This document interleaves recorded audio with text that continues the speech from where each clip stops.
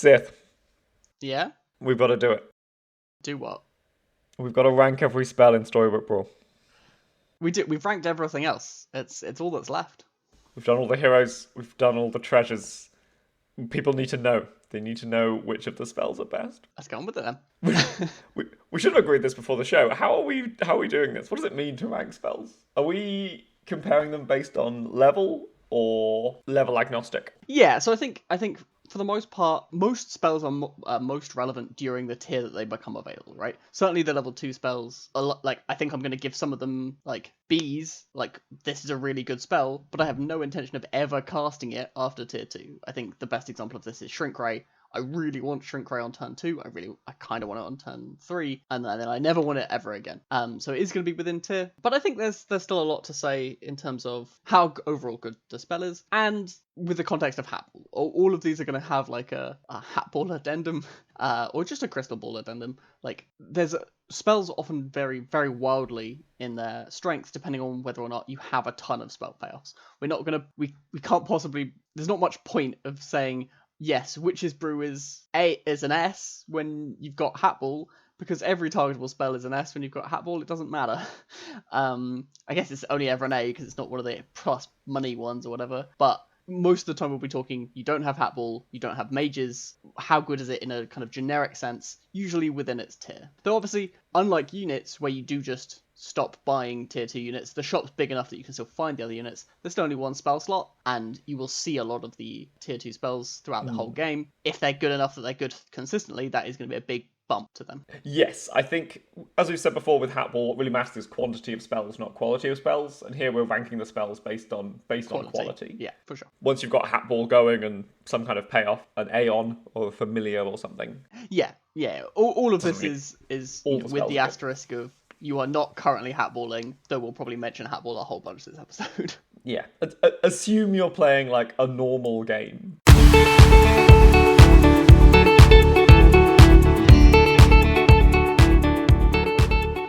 Hello and welcome to another episode of 7th Tier Podcast, a weekly Storybook Brawl podcast focused on strategy and high-level play. My name is Jethro, and I am joined this week and every week by your friend and mine, the best massive lizard barbarian I know. It's Sith. Sith, how's it going? Yep, sure. I guess D&D is a thing we do.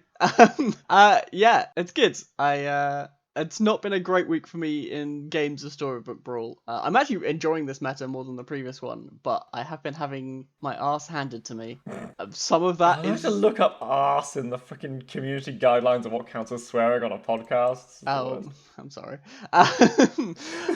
Yeah, I'm still in a reasonable amount of pain from my rollerblading accident last week, but excuses. It's been a rough one for me, but that's okay. I'm pleased to hear that because I haven't had a chance to play this patch nearly as much as I'd like in the last week. Sure. I work a full-time job and it's taken up a lot of my days at the moment. Yeah, let's head into stats. Let's hear about the rough week that you've been having. Yeah, so this is the worst average finish either of us have ever had. Average finish of 4.05. I'm glad we didn't record yesterday when my average was 4.5, like way worse. I've had 22 top 4s, 7 crowns from 36 games. So I played more than twice as many games as last week with 1 additional crown. Pretty disastrous, big swing. I think if you put those 2 weeks together, you get to about my actual average of stats. I think my since patch average is fine. But yeah, this week I got to 3946 and then dropped 700 rating. Yeah, I think fundamentally what I was doing too much of was looking for a comp, right? Like, so much of Storybook Brawl is traditionally find a lane and stick to it. And I think that's still important, but I think realistically that doesn't happen as much on this patch until tier 5. Like, a lot of the signposts are, yes, you want to be quite open and flexible so that when you see Oni King plus Siren, you can take those and move in. If you see Burning Tree, Heartwood Elder, you can move in then. Like, you want to be fairly open and flexible to whatever you're offered on tier 5, because the tier 5 pool is quite large and there aren't as many directions on tier 4 anymore. Like, now that Dwarves is gone, there isn't this kind of dominant go straight for this, and honestly, I think kind of forcing Slay from tier 4 has also been less successful for me, partly because of the way you force Slay on tier 4 is mostly Mermaid Dragons. There's a lot of Soul Tax running around. That hasn't really worked out for me super well either without the treasures to support it. So I think again, my stats this week have I got better. Like I had a run of 6 games in a row where I came 6th or 7th. Really, out of those 10 games, I have no one top 4. I had a run where I was doing really, really badly. And then since then, it's kind of brought back up where I've been trying to focus on tier 4 of just play for strength. So play tier 4 like the way you play tier 3. Just play for strength. Don't worry too much about direction. Find small synergies. If you have an evil queen, sure, take some evil units. If you're a Vela, take some evil units. Like, generically, take Sporkos and Lady of the Lakes, take, friendly spirits, whatever. They don't necessarily push you towards a comp. Even I've been doing some Romeo and Juliet stuff and have been not super upset. It's a powerful thing to do. Gingerbread Knight as well is another incentive to not look for synergy and just be like, this is a 14/14 that stops me free falling. This is totally fine. I'll figure out direction on tier 5. I think almost all of the good units on tier 4 right now are just balls of stats rather than balls of synergies, which is a very different tier 4 to one that we've seen in previous metas. Yeah, agreed. And I think that's... Does this mean that it's finally time for Puff Puffs to rise? Yeah, maybe. Probably not. Oh man, you really have been defeated by this meta? Yeah, sure, go for it. No, do not try Puff Puffs. The issue with Puff Puffs is they're really, really hard to get out of. Like, because one Puff Puff is nothing. It's fine. Actually, one Puff Puff is probably the most average number of Puff Puffs I play in a game. Just buy one on 4.0, it's fine. Yeah, I think fundamentally I have shifted to playing tier 4 for strength and then spending kind of tier 5 looking for direction, which I think is a fairly healthy place for the game to be in. And I do think I was previously spending too much time looking for like Darkwood Creeper so that I could become trees instantly on tier 5, where actually Burning Trees is a really powerful unit and you can move in later. You don't need to already have Ring of Meteors, Darkwood Creeper to enable Burning Tree. It's fine. Similarly, you can go Baba Yaga Lance without needing Mermaid, Lightning Dragon, Grimsoul all ready to go on 4.2. It's fine to just be strong and then move in later. And I don't think that was true in the previous meta. Yeah, Burning Tree's enough stats on its own. I've quickly say my stats for the last 7 days. I've only played 13 games with 4 crowns, 12 top 4s, so 4 times as many crowns as bottom 4s, for an average finish of 2.62. Our last couple of weeks look ridiculous on our graph of just these spikes and then troughs. As you point out, if we imagine that we're each just regressing to the mean, like, our average since patch is roughly where it would normally be. Yeah, agreed. It's just week on week it gets a bit weird. Yeah, agreed. We're playing slightly fewer games than we were kind of last year or whatever. I've stopped streaming and you no longer have Fridays off. Like, playing slightly fewer games, but we're still very much invested in Storybook Brawl. Still have plenty of things to say to you guys. Yeah, I mean, I completed the grind to Mythic this month and then stopped playing. Fundamentally, there isn't a tournament to play for this month. That is also true. But, it's still... game's still fun. I like this. Like, the meta is very open. I think that's that's part of the reason why I've been struggling. Like, perhaps part of the reason I've been struggling is that an open meta is you've got to be kind of more creative. You've got, you've got to be able to realize when you're meant to actually go all in on this Hungry Dragon. Normally pretty bad, but suddenly it seems like a good avenue. Ooh, interesting. Oh, Time Flies is usually trash, but what if is it good here? Interesting. Like it's quite... Yeah, I just gave it this Kata buff. Does that mean I should buy it? Yeah, exactly. Like there's quite a lot of situational things. I would also say there's a lot more fishing for high rolls is another thing I've experienced. I've seen a lot of polys running around. I've been playing a lot of polys running around. If you can't find strength, like if you can't find a direction on tier 4, it is worth fishing for something. Like take the treasure map and try and find a tier 7 treasure, try and flip some polys or whatever, like find a way to find a direction. That can be another thing to do if you're not playing for stats. The existence of Time Flies on tier 5, surely that devalues polys on tier 4. Tier 4 is when you're able to flip a golden poly off a Grimsoul. Previously, Nian was the only really big miss from that.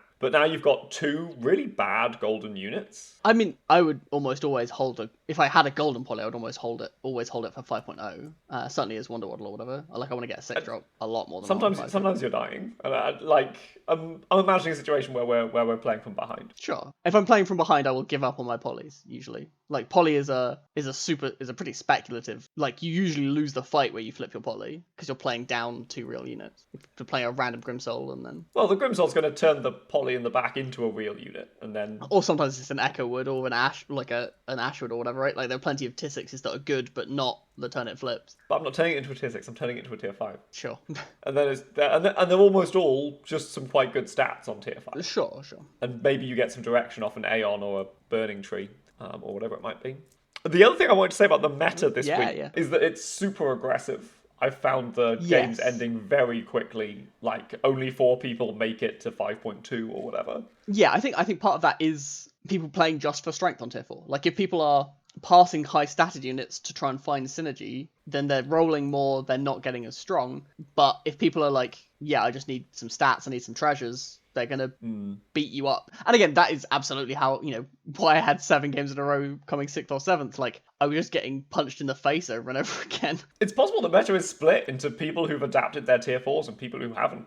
Yeah, for sure. I can believe that. Our main topic for today isn't as meta focused, though I think we will mention what the current meta has done to these rankings. There are 53 different spells in the game Storybook Brawl. We are going to rank them all. We're going to go through each one. If you would like to know what they do, website hatball.com. If you want to open that up, I'll pop a link in the show notes. It has all the text of everything in it. We might mention what a couple of them do, especially if they've changed recently as we go through, or if one of us gets it wrong. But for the most part, we're going to be going through these, giving them a grade on our traditional 6-tier scale. Don't think about it. Yeah, I'm going to run us through these 6 tiers now. So up at the top, we've got S tier. This is cast almost every time you see it. This is best spells in the game, almost no downside. Great on the tier that they come in on. Oftentimes these are the ones that are actually going to be good, even surviving tiers as we go up. Obviously, we're grading these relatively tier agnostic, as we said. Yeah, I think unlike characters, I think there's going to be fewer spells in S. There just aren't. There are definitely a few. I can think of a few that come to mind, but there aren't anywhere near as many spells that are just extremely good every single time you're offered them. In part because of the opportunity cost of spells. Every time you cast a spell, you're denying the ability to see a hypothetical better one. Yes. And so it's quite hard to go, I will settle for this being my spell of the turn. At A, we've got game-changingly good spells. These are spells that you can actually change your game plan around, that are going to have a huge impact on how you're playing, on what you're doing. Or I think game-changing also, they do what they do the best, right? A combat spell will win you the fights really consistently. A scaling spell is worth thinking, like, this unit is good because it has a scaling spell that is available to it, right? It's these, they do what they do really well. Changes the evaluation of the game around it. Yeah. At B tier, we've got good but not a game changer. These are your solid spells. I think we're going to put a fair few into this tier. This is where sort of your normal combat spells would go.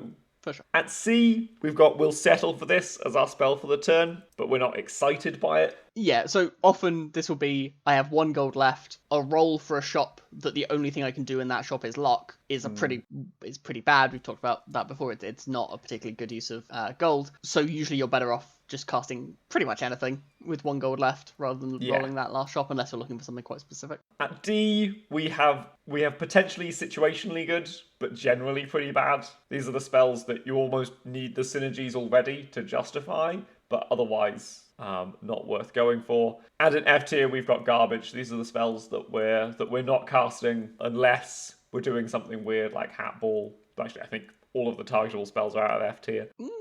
My first thought of which spell would go in F tier was a targetable, so yeah, we'll see. Yeah, these are the spells that we're disappointed if we see them in our shops. Yeah. So we're going through these in order from the start of the game to the end of the game. And don't worry, as co-hosts, we've never had lengthy disagreements about the quality of tier 2 spells. Kicking things off with For Glory. Yeah, I think this one is a classic situational. Like, you can definitely, if it's guaranteed, if you can go into a fight and be really confident you're going to win, it saves a decent amount of money. But only if the unit's good.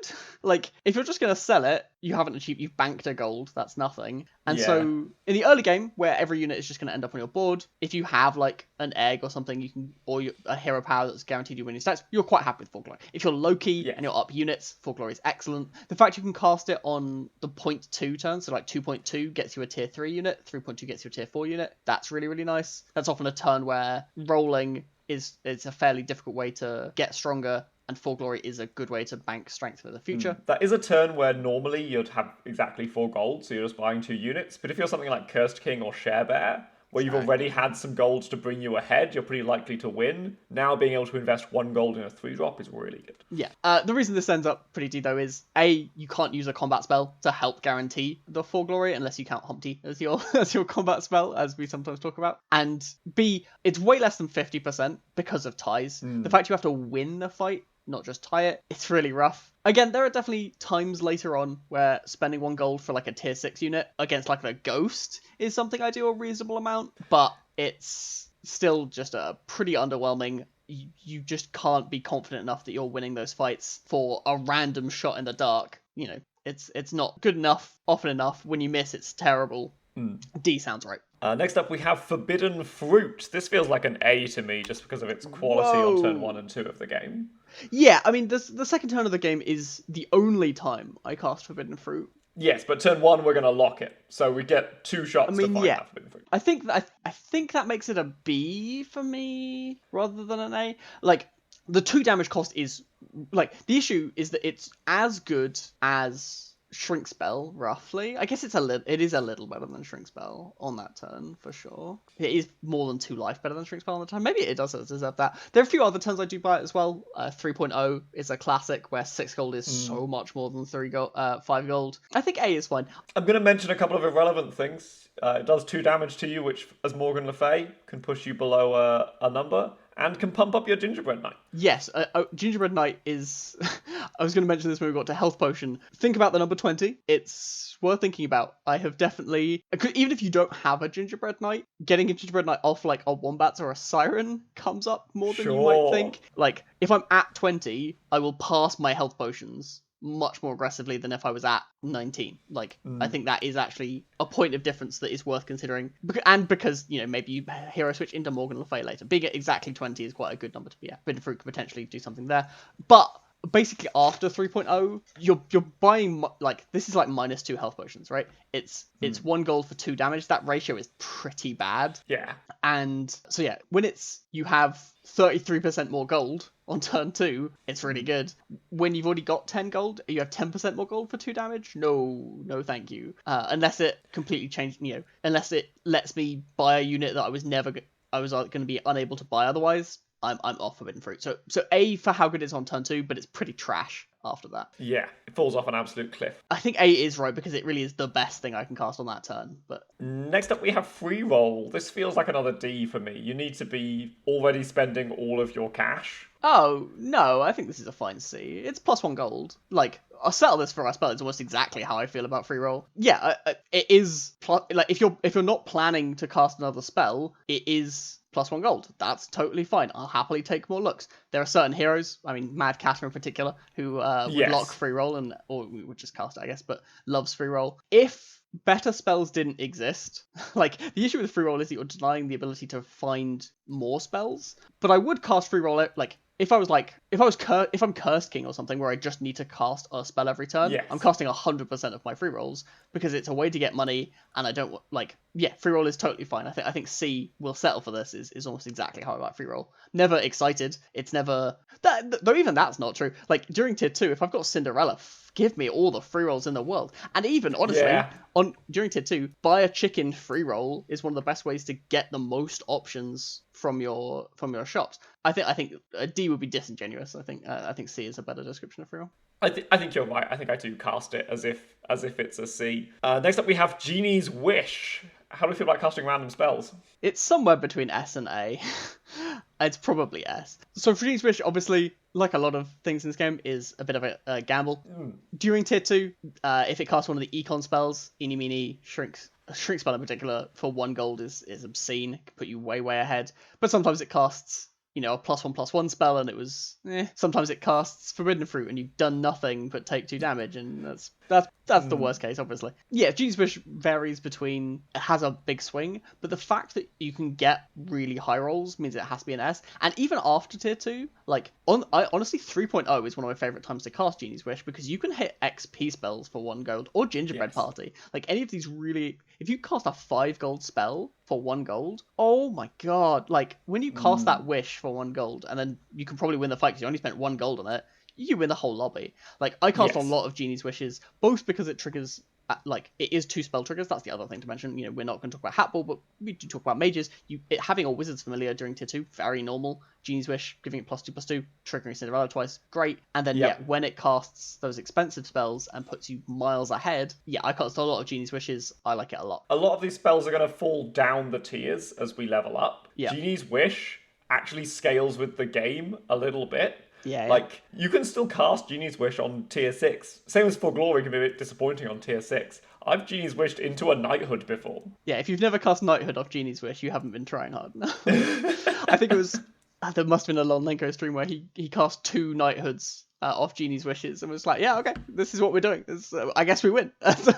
Yeah, no, Genie's Wish, really, really good. Gotta be S tier. One thing to consider is you can sculpt which spells are available, potentially by selling a unit in your hand before you cast it. Like, it has to be relatively situational. The Knighthood that I cast was on a Nian I'd been holding. Exactly.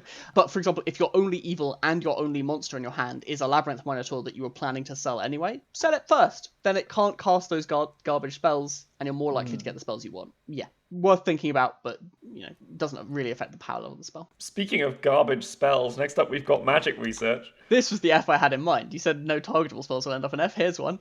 Yes. You're right, I was a fool. Magic Research is really bad. Again, you will cast it on... Like, I would rather cast Magic Research than For Glory. Is that even true? On turn 2? I'm not sure that is true. Again, the most common outcome during tier 2 is ties. Yeah, I think I would rather cast For Glory. The difference it's going to make to your chance to win is so small if your chance to win was already small. And getting a unit is so much better than getting +1/+1 permanently. Agreed. Yeah, it depends on your board. You never actually have to make that choice, which is kind of interesting, but yes. Yeah, you could be Potion Master, but if you were Potion Master, you should cast the Magic Research because it targets. Magic Research is better than rolling a shop that you won't interact with, but that is the best I can possibly say about it. If you're hat bulling, you'll cast it anyway because it's whatever, but it's pretty... Even if I just have Crystal Ball and I'm mages, I'll often skip the Magic Research because it's a bad spell. Yeah, F is... It's on the shortlist for worst spells in the game. Yeah. Next up, we've got Roll the Dice. Recently renamed from Eeny Meeny, in case anyone hasn't heard of Roll the Dice. I certainly hadn't until this week. I think this is like a D, maybe a C. It's okay on those first couple of turns because you're getting the permanent buff onto a unit, and a lot of the tier 2 units are basically the same. I think I'm closer to C than D. Like, there are plenty of shops during tier 3 and even a couple during tier 4 where I'm like, you know what? I've got like a 50% chance to hit something I really want, and if I miss, I'm down 1 gold, but if I hit, I'm up 2 gold. I think I'll take that. The EV on that is pretty good, and the stats are nice. Like, certainly early, like, it's one of the best spells you can hit actual turn 1 of the game. True. Because the power level of tier 2 units is flat enough. Even on turn 2, the ability to, like, buy, sell 50-50 on 2 units, both of them happen to be good with roll. Like, you can control it. It's a decent it's a good amount of stats at that stage. Like, it's better than Magic Research at that stage, just for the stats alone. And yeah, and sometimes later on, it has that little bit of extra text. It gives you really good econ off of a hat or like a hat fork. Like, that can definitely come up at the end of a turn. Let's just grab some gold, sit it in my hand. For sure. Next up is Shard of the Ice Queen. This feels like another C. I feel like we're giving Cs to almost all of the +1/+1 standard tier 2 spells. Yeah. Again, this is really good on the actual first turn of the game. There is no unit that I think is better than a sharded evil unit, basically. Unless you're like Miri or something. Or I guess a flipped Frog Prince. But if it was a flipped Frog Prince, I would have bought the Sure Shot and then flipped her. Regardless. Yeah, Shard of the Ice Queen is... If your shop was Cinderella, Frog Prince, blank card, Shard of the Ice Queen, that's just buy Cinderella, ignore the shard, lock the Frog Prince. Yeah, that's a really upsetting shot, obviously. Well, I say that. Your Cinderella's going to take a long time, but you got a Frog Prince, so you're fine. Yeah, I think that is the... Yeah, buy Cinderella, buy the Frog Prince next turn, roll and hope to hit free roll or something. It's not great, but... I hope there's another good in the shop, so you can buy good, shard it for the Cinderella proc, sell good, buy Frog Prince. Yeah, so Shard, I think C is right. You basically never cast... I'd say that. Like, the other thing it does is it lets you keep Mix-a-Wizzle's targets, which is... Or, like, keep them at that tier. So if you... Yes, because this is transforming, it's going to keep any level ups it's had. Yeah, so especially with Fork or something where you've double Mix-a-Wizzled something, being able to keep it evil is being nice. And again, if you like kiss something, being able to transform it is pretty good. You shouldn't be doing this on just random units in your comp very often. Like, if you bought a stag, it's because you wanted a stag, not because you wanted generic tier 3 unit, almost always. Peter Pants can definitely be an exception to this, where you're just buying random 3s for triples, and the evil triples are ranged in a way that the good units don't tend to be. But yeah, I think C is about right. I don't think it's a game changer. I don't think it's good. I think it is that kind of... It has these niches. Yes, it can give you triples. Next up, we have Shrink Spell. Is this an A or a B? it falls off such a cliff. It does. If we gave Forbidden Fruit an A, I think this has to be an A. They do very, very similar things. I'll still cast Forbidden Fruit later. There's turns late in the game where you roll a shop, there's a burning tree, and you have 4 gold left. But you've got there because there's a Forbidden Fruit. That happens. There's shops later where I'm gonna buy 2 units and there's a chicken or something. I agree that Forbidden Fruit comes up a little more often than Shrink Spell later on. I think that maybe that does push it.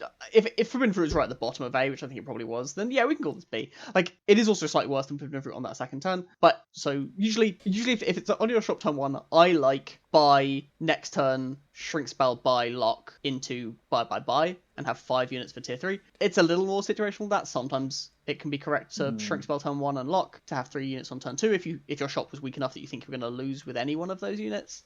But then you're locking yourself into those units anyway. It's a bit of a B+ is probably a good description. Later on in the game, basically the only time you'll buy this is if there's in order for this to be profitable, there have to be 3 units you want from the shop, and there are only very specific shops where that's true. 3 units and this is the offered spell, and you haven't cast a spell already that turn. Yeah, it's like the narrowness of that is pretty obscene. Yeah, you just don't cast it at all after the first 2 turns, and even on turn 3, turn 2.2, I don't really like Shrink Spell doesn't even do that much, right? Like it.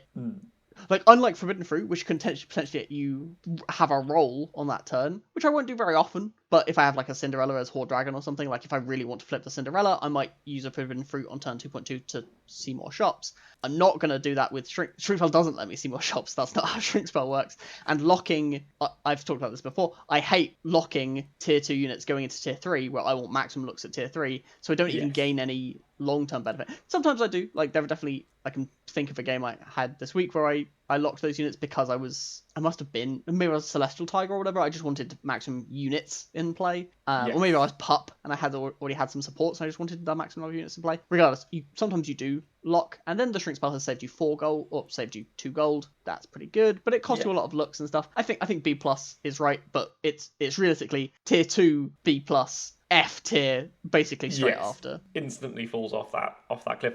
I will mention one of the worst heroes in the game, which is Sphinx.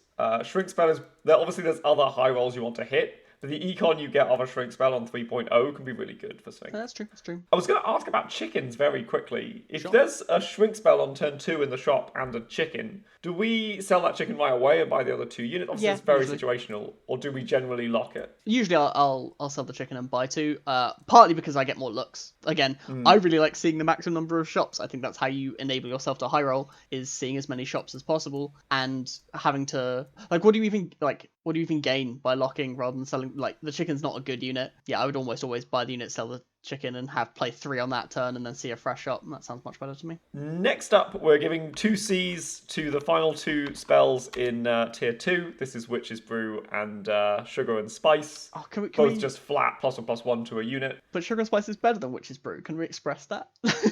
I'm closer to, honestly, I might even call Sugar and Spice a B. I think a flat B. Sugar and Spice is a spell if I have a unicorn or a sure shot, I actively want Sugar and Spice. Both of those units gain so much from +1/+1 in a way that the evil units really don't. A Minotaur and a Billy Graph just don't care very much about Witch's Brew. A Black Cat doesn't care about Witch's Brew, but the good units really do care. And even going later, Sugar and Spice on Court, if I've ended up with a Court Wizard, I'd like to give it Sugar and Spice. I like it on Friendly Spirit.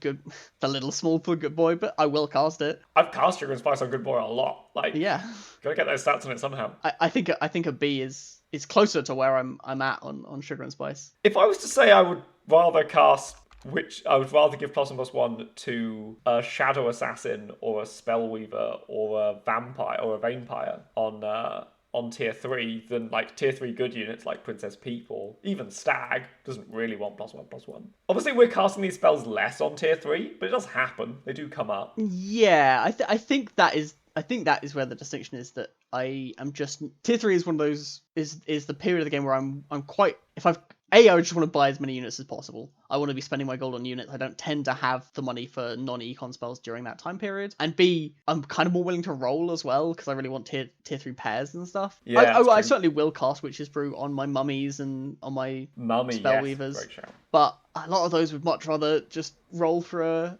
if I roll for a worm root, that's way better. Yeah, I think that BC is about right for those 2. Moving on into tier 3, we're kicking things off with Beauty's Influence. Yeah, this is an interesting one. So for most of the early game, turning an evil character good is often downside. Yes, I've definitely had it be downside. It's between downside and completely irrelevant. It's the evil units do tend to like having 4 health. Yes. It is a permanent buff, so you don't want to cast it on your Minotaurs very often, though Minotaur would love to have it. It's just not worth investing in a Minotaur. But there are quite a few units which... Shadow Assassin is a good example of a unit that doesn't really care about its alignment, but would really like to have the health given how much attack scaling it has. Vampire can be much more likely to get a slay or get a second slay, especially in an awkward slot. Yeah, for sure. And 1 gold for 4 health is a really good rate. I think this is a solid A. Like, and it's also, it can be game changing. Like, there are a bunch of comps. Like, I mean, basically any good boy comp. Like, when you have a good Grumble Gore, the things that enables is insane. When you've got a Shoulder Fairies and you're scaling a bunch of evil units, being able to turn one of them good is game changing. Yeah. I think A is like, you certainly shouldn't cast it every time you see it. Some units really want to stay evil. Don't ruin your Shoulder Fairies. I've been there. But I think A is about... I want to go A-. I feel like there's this spike in the early game when the stats are worth it, and this spike in the late game when the turning it good is worth it, and a big dip in the mid game, which is where a lot of decisions get made. I think A is a fine description. I think this is what I think of when I think of A. Okay. Next up we have Candy Rain. This feels like a B. Like, I'm gonna cast this I cast this basically any turn where I'm not planning to buy, like, when I don't have an S. You think it's an S? Because you cast it so often. Any turn until we get to like 10 gold, I'm basically casting this when I see it. Only if you bought a unit. Like, that's the thing. Like, okay. Like, yeah, like, plenty of turns after tier 3. A lot of my turns start with like roll, and I can't take Candy Rain first. Like, sure, B is about right. Like, I need to have bought... If I bought 1 unit, I probably will... I will often settle with Candy Rain, but definitely not always. Certainly once we're in tier 4. Like, during tier 3, yes, I'll basically cast Candy Rain on a single unit. Free stats, fine. I'm not planning to spend gold on other spells. Great. If I can buy 2 units and then cast Candy Rain, that's actually like a significant advantage. If I can cast it on a unit that benefits from the stats, insane. But yeah, the fact that I can't start my turn with Candy Rain means I can't put it into like S. I'm not casting it literally every time I see it.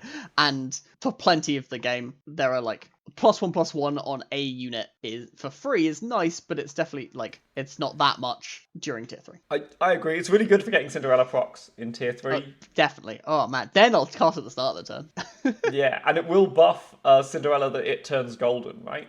Yes, any unit that transforms. So, for example, a flipped Polly or any quest unit that was completed at the start of that turn will gain the Candy Rain benefit. And there are ways you can start your turn. Like, if you had like a Kidnap or whatever, you can definitely start your turn with some units that can benefit from Candy Rain. That can happen. So yeah, B plus is fine. But yeah, B more than A. Next up, we've got our first of the combat spells. This is Earthquake. I'm quite low on Earthquake as a combat spell for several reasons. One, it doesn't actually win the fights that hard. There are definitely comps where it's like devastating. Geppetto with a couple of peeps in the front row or something, you just mess up their whole game plan by killing their front row. And have like if 2 peeps in the front row die at the same time, they're just extremely upset. But they might still win though. That's still a lot of stats that Geppetto's putting onto the board. That's a good point. They had 2 peeps. Yeah, I think it can be devastating, but I don't, generally speaking, like casting combat spells during tier 3. We're busy. Your gold is so valuable at that point. Exactly.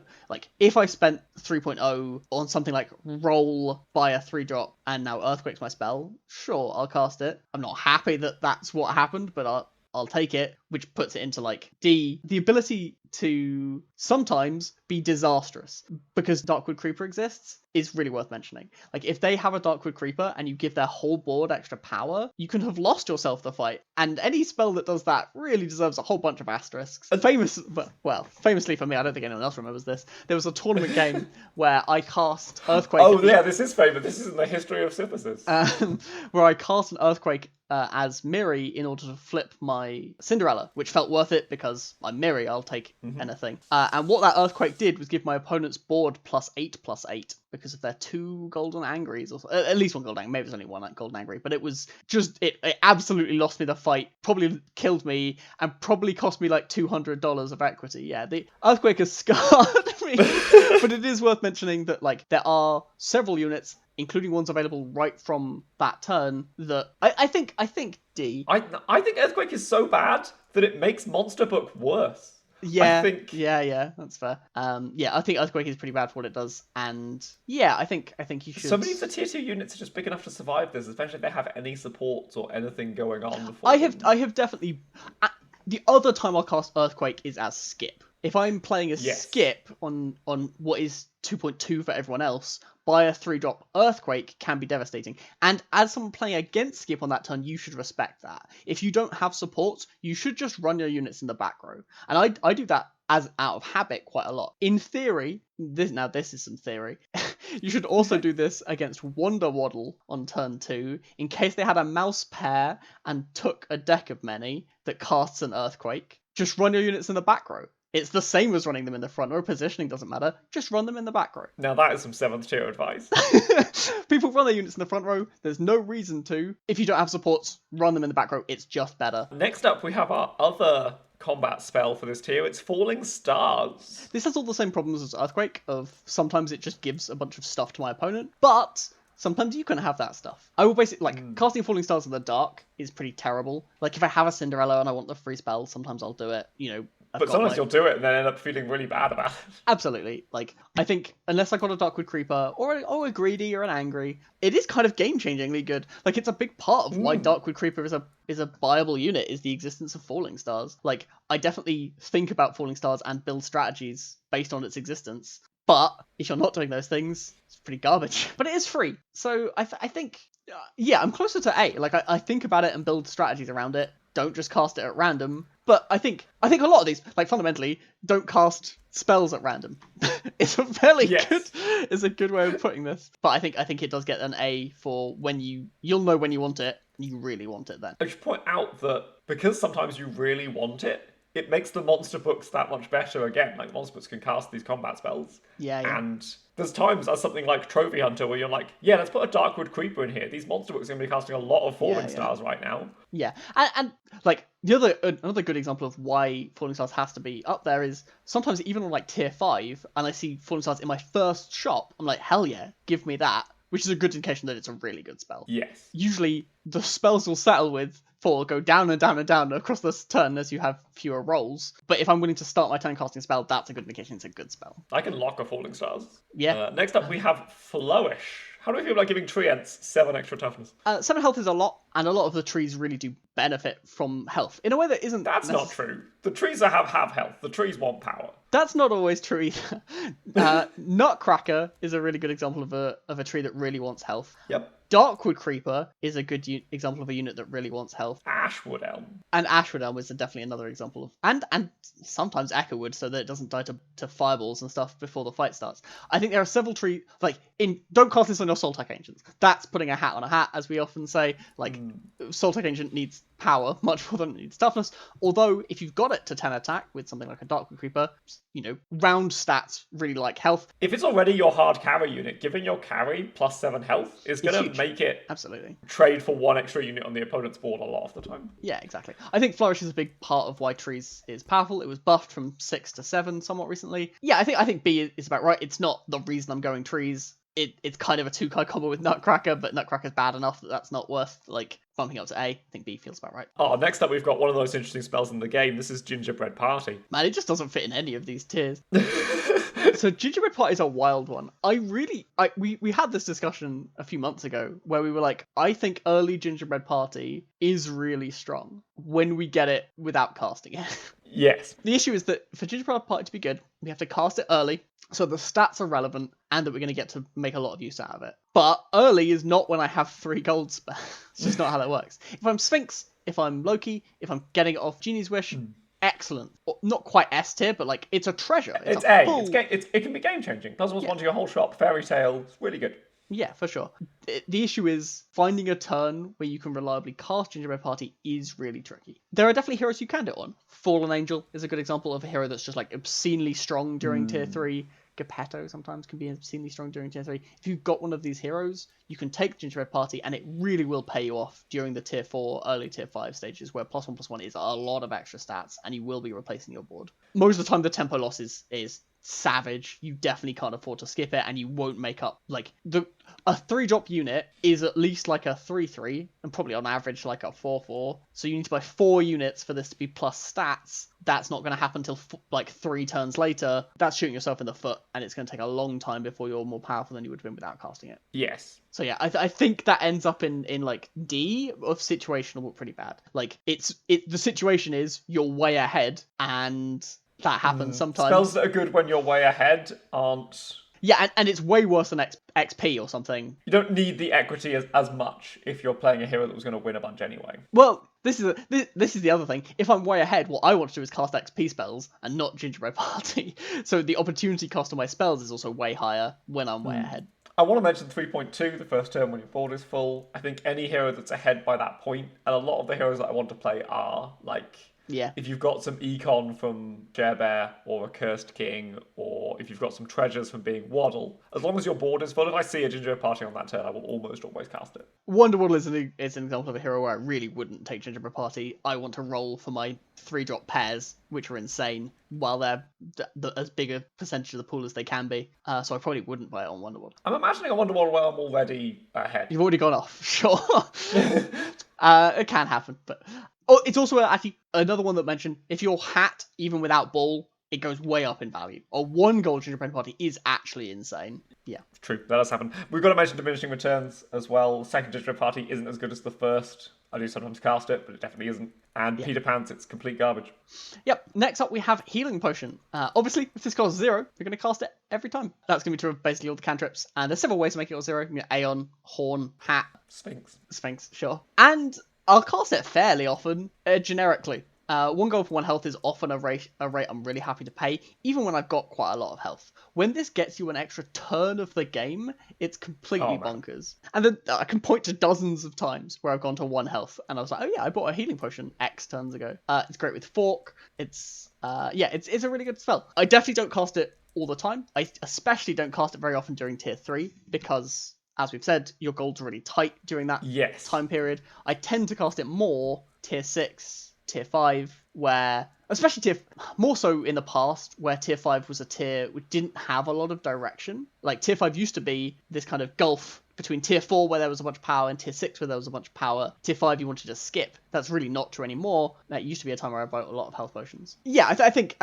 this is a really good spell. It's a spell that I cast a ton. It can also do fun things with Morgan Le Fay, where you go back above 20 and then go back down. Yeah. It's always fun. Do watch out for your gingerbread knights. Don't mess that up. But yeah, I think S is a realistic. I always think about casting it when I see it in the shop. And I don't always, because sometimes I desperately need a pair or whatever, I can't afford it. But I always think about it. It's great. It's really interesting. Most of these spells get worse and worse as the game goes on, and Healing Potion almost gets better and better. Yeah, for sure. Next up is Kidnap. This is a really interesting one. This can be really powerful late. It can be really powerful as Peter Pants. But on tier 3, it's nothing. Yeah, definitely. So this is actually interesting. So during tier 3, you're paying 2 gold for a random unit from your opponent's board. Assuming your opponent is competent, their units are probably the good ones. And against certain heroes in particular, they might be golden. Against Wonder Waddle, against Gwen, against Sad Drac, against Merlin, any of these heroes that have often put a bunch of scaling. Fates, though, having the first unit against Fates be their golden unit dying is... Yeah, you can potentially get a ton of upside on that. The downside is, compared to buying a unit, it's not in that fight.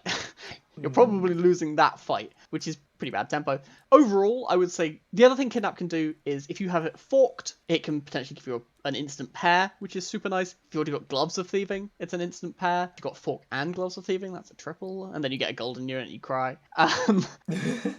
Oh no, 3 copies of a golden unit. Whatever will we do? It's so bad for us.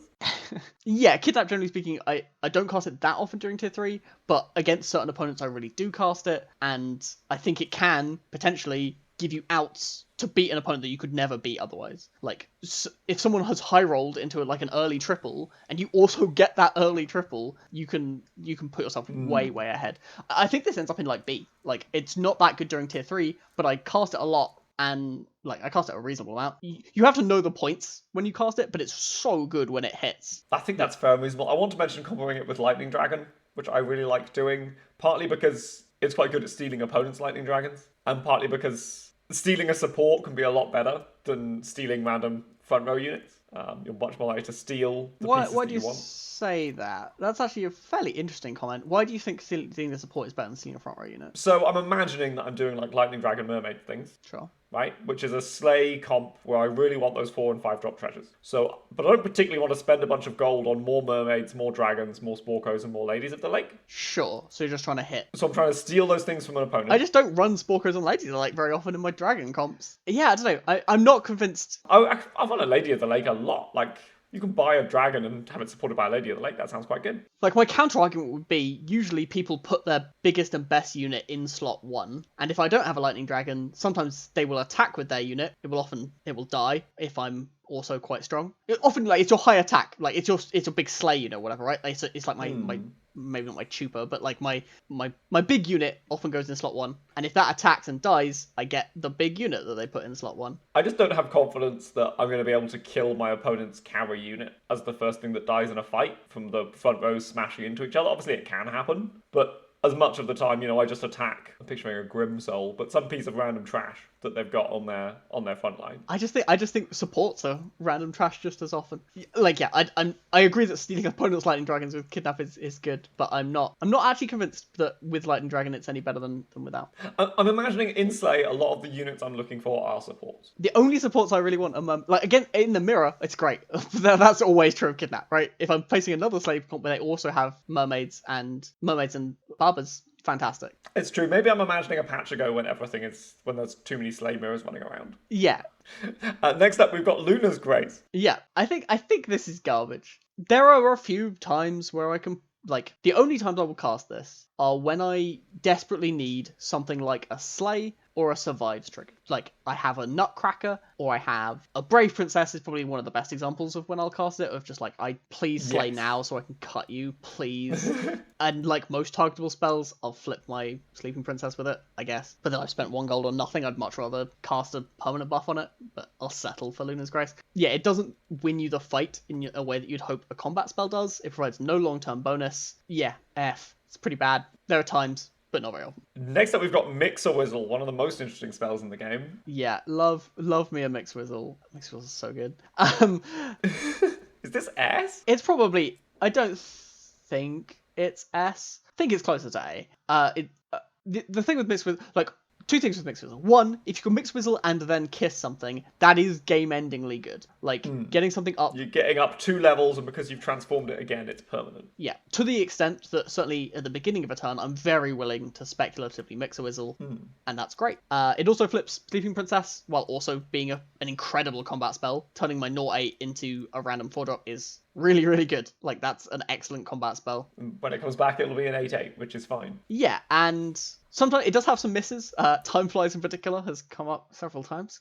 It's a really small body on tier 5. Yeah, you can put it in your hand, but I just don't have... I guess we're at that point we must be tier 4. I just don't have spare units often enough that my board gets worse when I've done that. And you definitely lose out on synergy, like especially if you are a heavy synergy comp like dwarves or whatever, where your golden unit, or even like a support that's doing a lot of work. You have to... What you want is a random triple that is just kind of some stats, and have to hope that unit is fine once transformed. Like, doing it on like a ranged unit can be really rough. Whereas a unit that has got some inbuilt scaling, doing it like a happy little tree, incredible, because it keeps all that health. Whereas doing it on like a Juliet, well, it was already like the biggest tier 4 unit. Turning it into a tier 5 is probably smaller. Overall, though, I cast it a lot as a great... I think it's a good combat spell, even if it didn't have this synergy. It's great with Knighthood as Gwen. Yep, I was gonna mention you can get an early golden tier 4 as Gwen, and that can also even rocket you ahead in the game. Even very late in the game, I often cast this on random 5-drops. Trying to triple up my 6s sometimes. Like, not, I won't buy a random 5-drop, don't get me wrong, but I might cast it on like a Nyan that I'm holding, just hoping for the Nyan pair later. If it turns into a 6-drop and triples my good boys instead, incredible, amazing. Yeah, being able to get that 6-drop treasure and now a golden good boy is huge. Yeah, for sure. And yeah, mixed whistle when it and you can do that earlier in the game as well. Like it's kind of tier 6 is often where you have the kind of money where you can throw away one with speculatively doing things like that. But you can do that earlier on if you've got a pair. Say you're Miri and you've got an Arthur pair. Just do it on a unit that you're holding and not playing that you're hoping to triple later. Mix whistle it, and if it pairs up those or triples up those Prince Arthurs, that's ridiculous. You win the game. Like. Yeah. It has such high roll potential, and the opportunity cost of being an okay combat spell. Yeah, great spell. Maybe that does. Maybe I'm just convincing myself it's S, but I don't cast it every time. So I mean, the fact that it's a cantrip means that we cast it a lot of the time. The opportunity cost just isn't there. I do cast it a lot of the time. S minus is probably more realistic. Yeah. Next up, we've got Potion of Heroism. Speaking of cantrips, this one not nearly as good. This might be like a C. Oh, I think it's worse than that. It's a cantrip. But I still almost never it's garbage. It's throwing a gold away. It doesn't do anything at all. Unless it's free. Like when it's free, it's there. Great. If it's not free, I cast it at roughly 0 of the in my head, the existence of this spell is to flip sleeping princesses, and I almost never cast it under other circumstances. I can imagine using this to try and get a sleigh in a comp where you really want to get the sleigh ball rolling underneath you, or as like a trophy hunter. It's only for one. Like it costs the same as a Luna's Grace for this turn. Like that's terrible. But I don't have a Luna's Grace in my shop. What I have is a Potion of Heroism, right? Like I won't settle for this. Like I will roll rather than casting Potion of Heroism, even when I'm trying to get that slate. With your last gold. Every spell, I'll cast whatever spell I have left with 1 gold left. That doesn't make this good. That makes this garbage. If we've got 3 gold left, and the only things we're looking for are 4-drops, like we're Trophy Hunter or something. Sure. I think I would cast this before I rolled. I would happily roll for a better spell. A permanent +1/+1 is like legions better than this. But if this makes the difference between a slay and not, then it is a permanent buff. We gave Luna's Grace an F. I don't understand how you're giving this a C when it's much worse. Because it's a cantrip. The point of a cantrip is that you can cast it early in a turn and still be able to cast other spells. I'm not casting this early in my turn because I've got money left and I'd much rather have a roll. Okay, the situation in which I like this as a cantrip is I've got a Brave Princess trying to slay and a Cinderella that I want to flip. So I'm going to cast this on like 3.2 and then keep going to try and hit another spell. Cinderella I'll give it a bump for.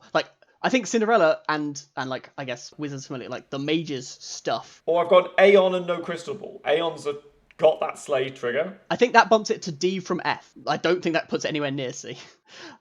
Yeah, I think it's incredibly. If I'm not mages, I will never cast this. And if I'm mages, I will cast it some of the time. And if I'm full on mages, I've got like an Aeon and 3 or 4 mages. I will cast it. Usually it's free. I've got an Aeon.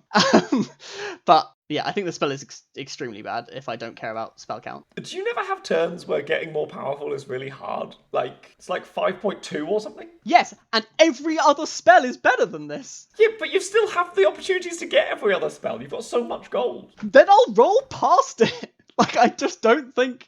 if I've got a lot of gold, I'll happily take a roll. And if I don't have much gold, it's worse than everything else. Yeah, I think this is extremely bad. Worse than a roll? Yes, worse than a roll by a lot. Worse than free roll by a huge margin. Next up in the tier 3 spells, I've given that a D- in the end. Next up in the tier 3 spells, we've got Spinning Gold. Yeah, this is a... You'll know when you want to cast this. I wouldn't call this a gamble. I would almost never gamble on it. I would cast this when I know I'm extremely strong. Which can happen. If you're, again, Fallen Angel versus a Ghost is a really good time to cast it. Yeah. Anytime you've just had a big power spike, now's the time to cast Spinning Gold. It can often be good on the 0.2 turns as a more speculative play. It's 3.2, you're heading into... Well, 4.2 is probably a better example. It's 4.2, cast a Spinning Gold, because having 3 extra gold going into tier 5, even just banking 1 gold would often be worth it on those turns, and this is kind of banking 1.5, assuming I have a 50% win rate.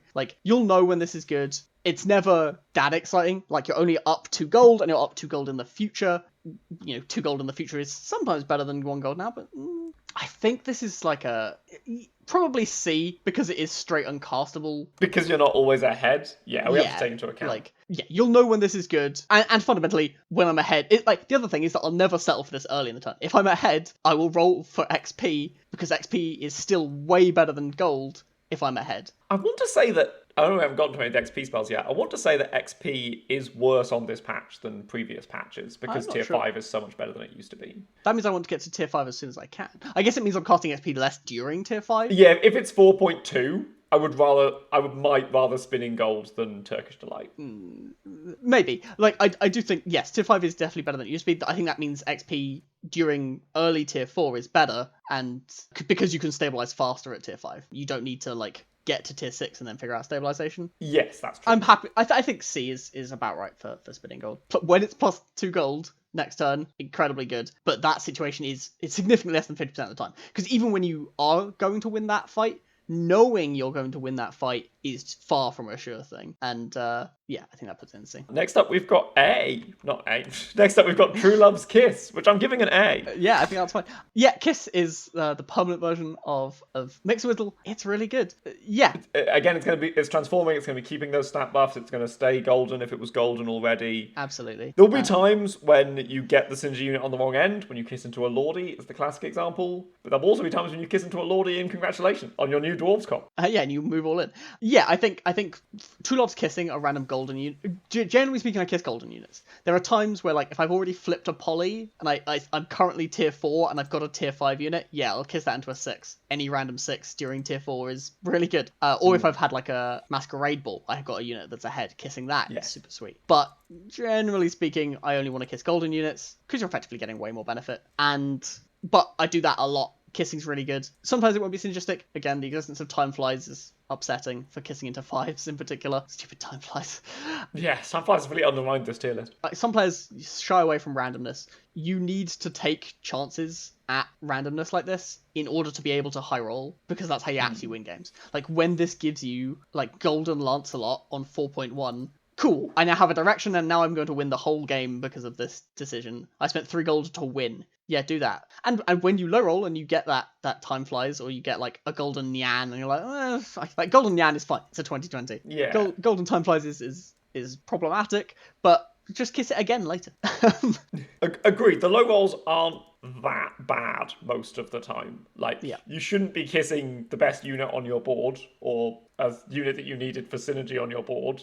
Then you've undermined yourself. Yeah. Next up, we've got Turkish Delight, first of the actual XP spells, just 4 gold for 1 XP. This has to be A. It is by definition game changing, and yeah, by definition, like, XP is something you'll know when it's right.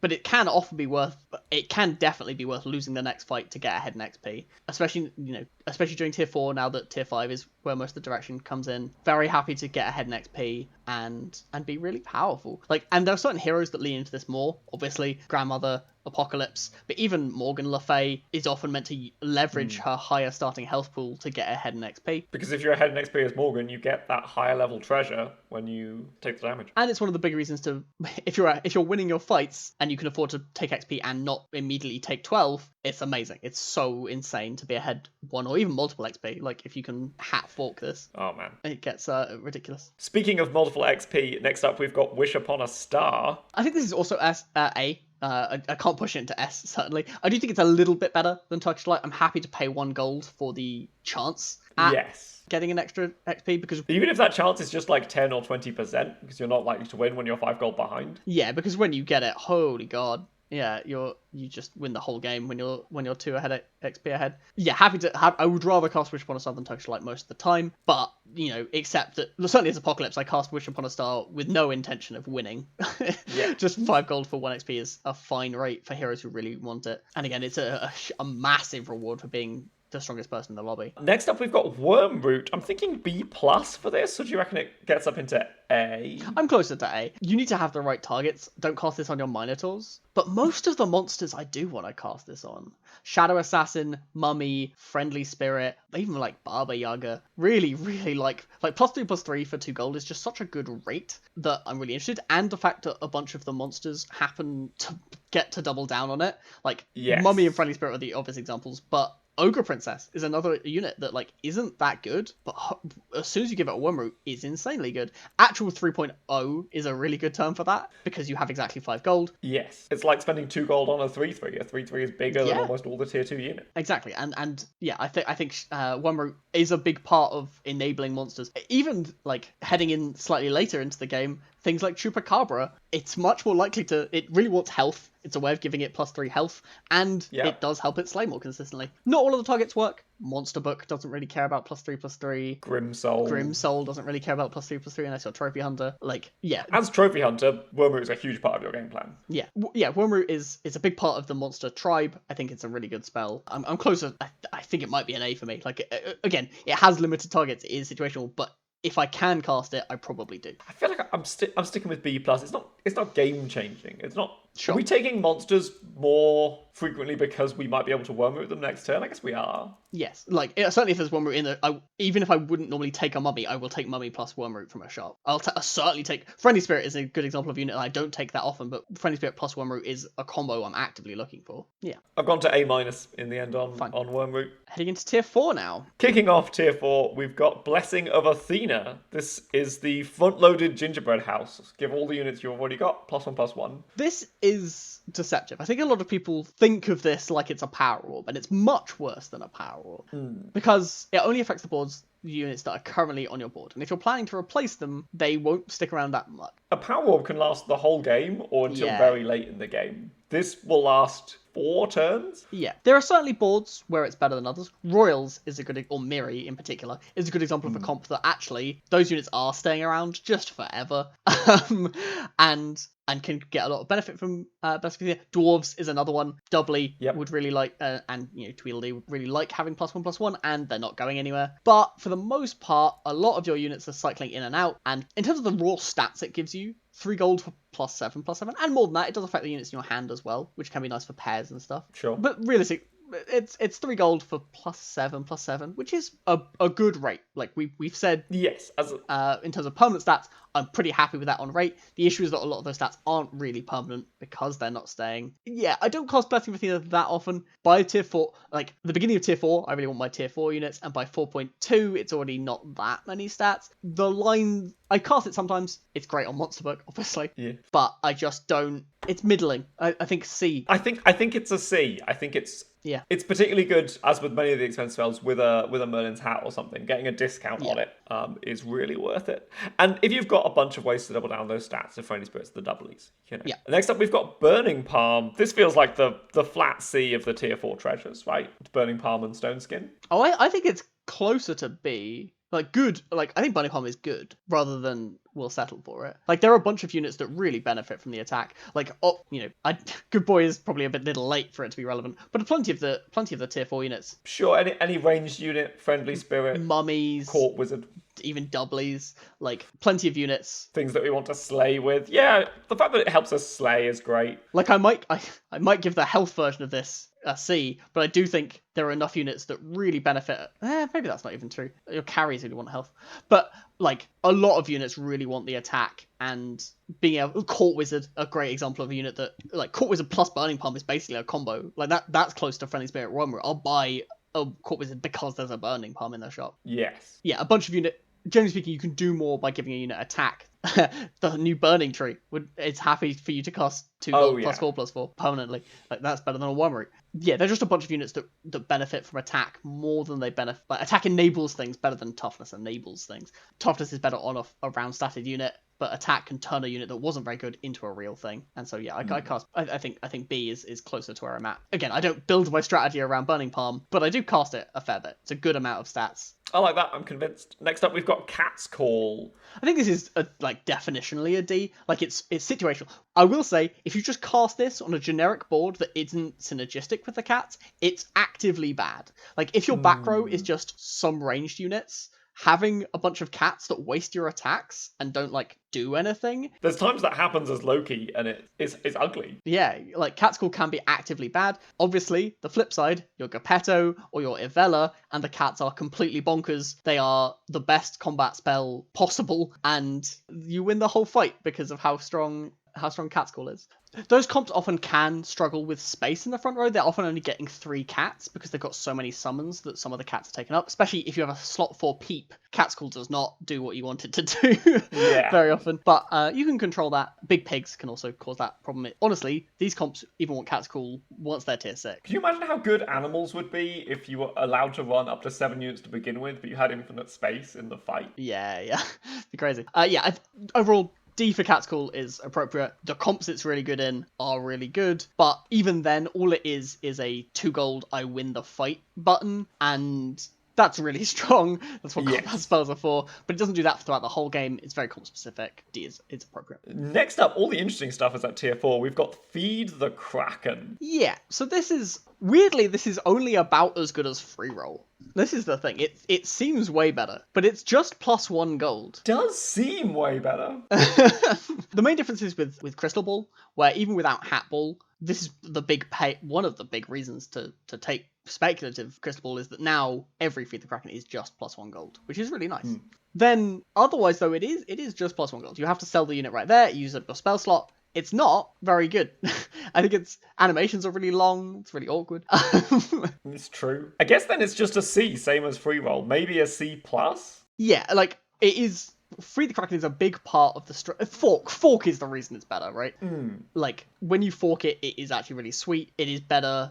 Again, once you're hatballing, it's a key part of that comp. But again, we're talking outside of that. You can do a little bit more with Feed the Kraken. But it's... Because you can also, like, you can Feed the Kraken and then buy a unit in that shop. Whereas free roll forces you to spend that 1 gold on a roll. Whereas Feed the Kraken lets you spend the gold wherever you want. I can't give it higher than a C, certainly. But you still can't spend that gold on spells later in the turn unless you've got Piggy Bank or something. Yeah, agreed.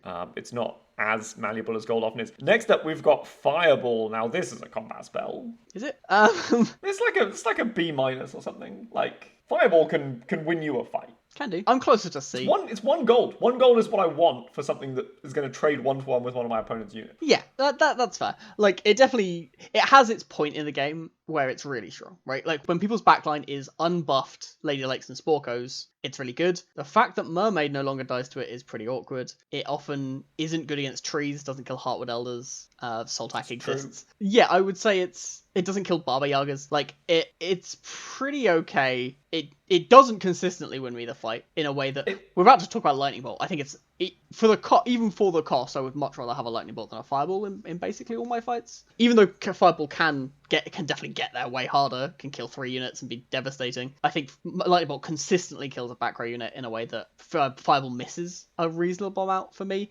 Plus, if it hits the sides, it's only doing 8 total damage. I think it's probably closer to... I think it's C for me. Like, I'll settle for it is a good description. I'll cast it when I've got 1 gold left and be quiet. I'll be like, yeah, sure, this was fine. I'm okay with this. But I won't... C+ is also fun, yeah. Yeah, I like C+. I mean, like a lot of these, it's going to fall off as the game goes on. But I think on those early tier 4 turns, gold is really tight as well. Yeah, for sure. Like, as the game goes on, you have more gold spare to spend on these combat spells. It's true. And yeah, tier 4 is really the kind of stage where actually losing a fight can be like 10 health, and 1 gold for 10 health is an insane trade. Tier 4 is the kind of place where 1 gold to win a fight would be a great trade. If Fireball consistently won a fight, I would happily do it. And I think it does do that a reasonable amount of time. I'm certainly not casting it near the start of my turn, but towards the end, I'm like, yeah, Firewall will do. Also, if I'm strong, I don't cast combat spells, but that's kind of inherent. Next up is Hi-Ho. This is you know if you want it, but it's probably a D overall. Yeah, even if I'm dwarves, it's often kind of still bad. Like, it's a Blessing of Athena that gave me a tiny that I got to then sell. Like, sometimes, sometimes I get the Lordy and you win the game. Sometimes you get your triples. It's definitely better than a Blessing of Athena as dwarves. But it's still just basically a Blessing of Athena for dwarves. Yeah. If you're not dwarves, it's obviously complete trash. If you are dwarves, I'm still not casting every Hi-Ho, so I don't. It's worth noting the new dwarf that you get doesn't count as from the shop, so it doesn't get the Princess White buff. It doesn't get the Princess White buff or trigger her quest. It's just, like, yeah, not a great time. Yeah, D. Next up is Lightning Bolt itself. 2 gold, 10 damage to a back row enemy. I'm close to B on this. Like, a Slay in particular is one of those comps. I feel like I'm going mad. You do know that a month and a half ago I came to you and I said, I think Lightning Bolt might be busted. I think Lightning Bolt's one of the things I'm looking for on tier 4. And you said to me, no, mate, Fireball. Fireball's what you want on tier 4. And I was like, yeah, I guess it is a combat spell that's 1 cheaper than Lightning Bolt. Yeah, okay. And now I feel like I'm on the other side of the fence. And I'm like, but you what? I'm only here because of you. The meta changed a lot. Like, now, the comps where Lightning Bolt is good is versus Slay. If you can take out their Mermaid or their Baba Yaga, basically destroy their entire comp. Like, Lightning Dragon no longer having Slay just kills them dead a lot of the time. Like, their comp is just no longer functional, and you have destroyed them.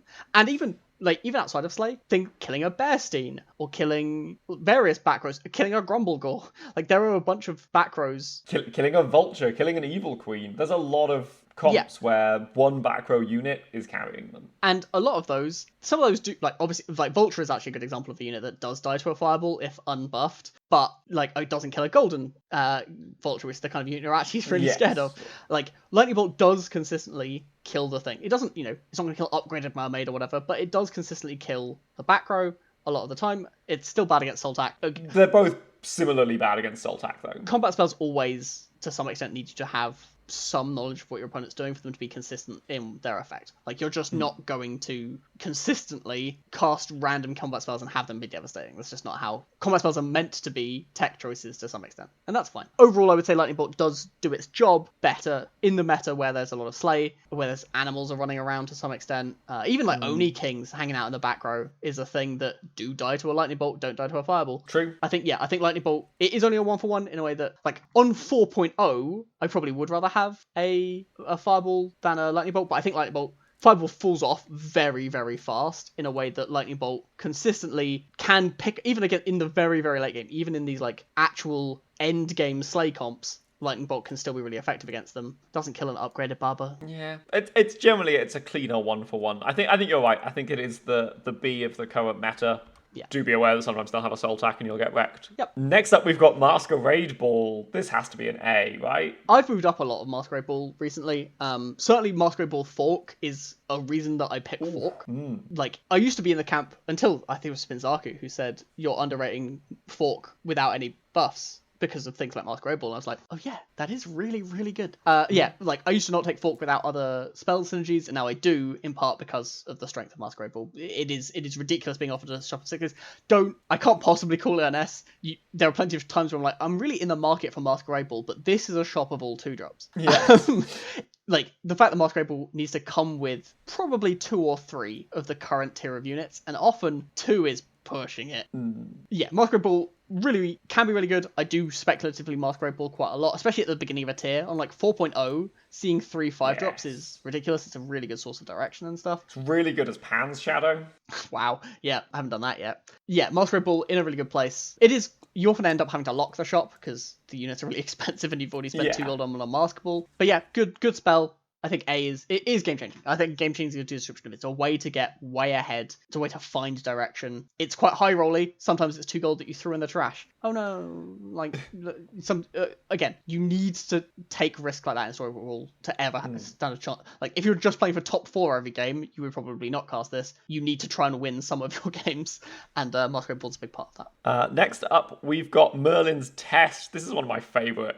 This probably might be the spell I cast most in the game. Wow, you like magic research stapled to each other? Yeah, 4 magic research gives you a really good chance to win the fight. ++4 is so good when you get it for a long time. And when you don't? I really like it. I've cast a lot of Merlin's Tests and then lost the fight. It's fundamentally... Yes, but you need to take risks to win Storybook Brawl. I agreed. Like, I do cast Merlin's... Like, I don't think Merlin's Test is anywhere near as bad as Magic Research. I'm not giving it higher than a B. I probably would have... Yeah, I came in prepared to give this a B. It's not changing the game in any way. But in terms of those... Compared to things like Burning Palm or Stone Skin, right? This is the one that I'm most likely to cast because it's both. Oh, I think it's worse than both of those. But it's literally better than both of those. It's giving +4/+4. Sure, but I'm giving attack to units that really want attack, like ranged units, and I'm giving health to units that really want health, like Dark Creepers, whatever, like trees. Yeah, so giving both means that we've doubled the number of units that want it, because we can give it to the units that want attack and the units that want health. And if we're giving it to a unit that doubles down on it, like a doubly or a friendly spirit. This is the thing. Like, I will basically only I think it's fair to say I'll basically only cast Merlin's Test on a friendly spirit, mummy, Tweedledee, the units that double or triple down on stat buffs. Like, I'm not casting this on... Maybe I'll cast it on a Lancelot, maybe. But, like, if it helps him flip, obviously. Yeah, I can imagine casting it on a quest unit, a Lancelot, maybe a Nutcracker. The number of times I cast it on Nutcracker and then lost the fight. Like, Nutcracker, if you've got Nutcracker on your board, you're inherently weak. That's like, not just a shit unit. I've cast a lot of Queen's Graces on Nutcracker and then consistently lost the fight. Like, I'm certainly not trying to win that with Merlin's Test. Yeah, I don't know. My experience with Merlin's Test is...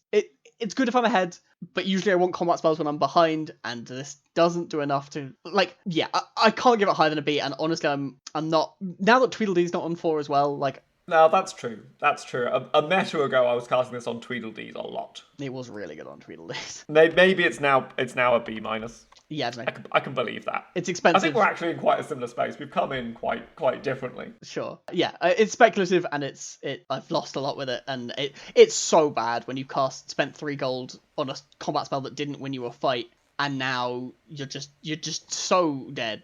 Like, you've thrown 3 gold in the trash. It's really bad. That is true. Speaking of throwing gold in the trash. No, Queen's Grace next up is Queen's Grace. It's not quite throwing gold in the trash, but it's very situational. So this gives a prince or princess +7/+7. Two things that this does. Flips my sleeping princess. It's really good at that. Then it's a really good combat spell. Then you've effectively given the unit +14/+7. Yeah, deal. The other thing it does is flip a lance.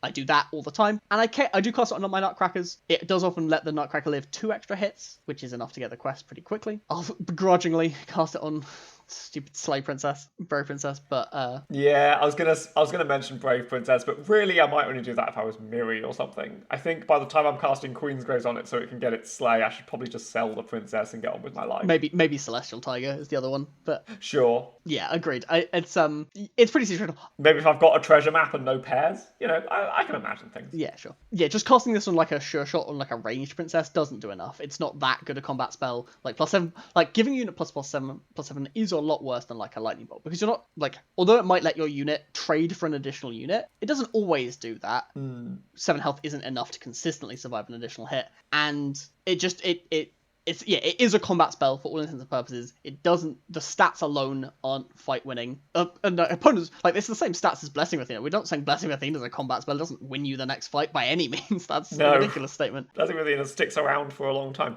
Yeah. Consolidated stats on one unit are generally better than spread out stats. That's certainly true. Other than the quest units that we've mentioned, there's no prince or princess friendly spirit where we're getting these stats multiple times. And there's not even, like, if Court Wizard was a royal, I would cast this on Court Wizards and have it be a key part of my comp. It's just not how that works. Yeah, it's surprisingly awkward.